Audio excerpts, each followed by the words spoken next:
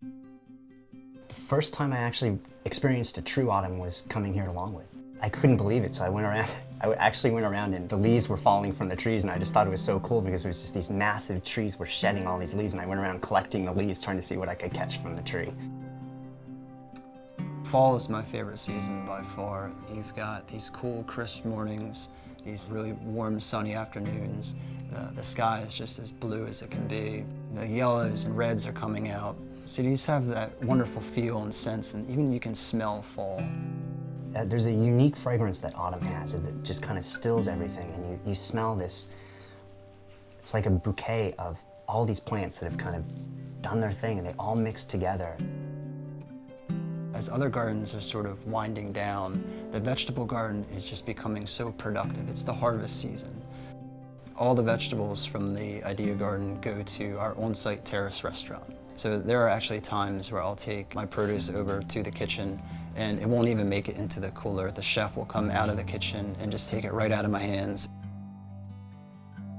Then as we move into maybe the early part of October, we'll start to see a transition. We'll start investing in next year's display. We're planting bulbs for next spring. And while that transition is taking place, more of the attention shifts to the indoor displays with the Chrysanthemum Festival. The Longwood Chrysanthemum display is the most horticulturally intense display that we do all year. The amount of labor, the amount of resources that need to go into it. About 15 months before these mums have to go on display is about when we actually start thinking about it. We've taken this traditional art form found in Japan and we've made it uniquely our own. And we've pushed the envelope on what we can actually do with these plants. You're working over these small little pieces of stems, and as they're growing, you're pinching off the growing leader to create more lateral growth, and you're constantly working with these bushy plants that you need to take down and put them together and create these shapes.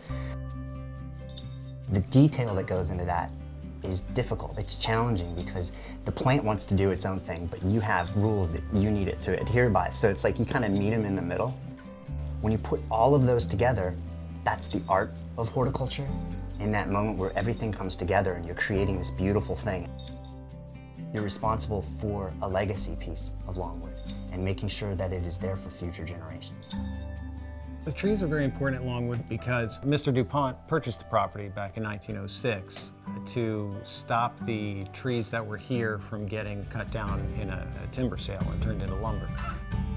We spend half our year roughly taking care of the Christmas lights. That's the biggest draw for us for the entire year. We spend a lot of time doing it, preparing for it, and maintaining it. And it's kind of a labor of love. I think everybody comes to Longwood maybe for a different reason. Maybe some to learn, or just get away, just meditate, just be quiet for a while. The most important thing that I want people to take away from Longwood is that Longwood Gardens isn't just this garden with this immense history and this sense of place. That Longwood Gardens is their garden. It's everyone's garden.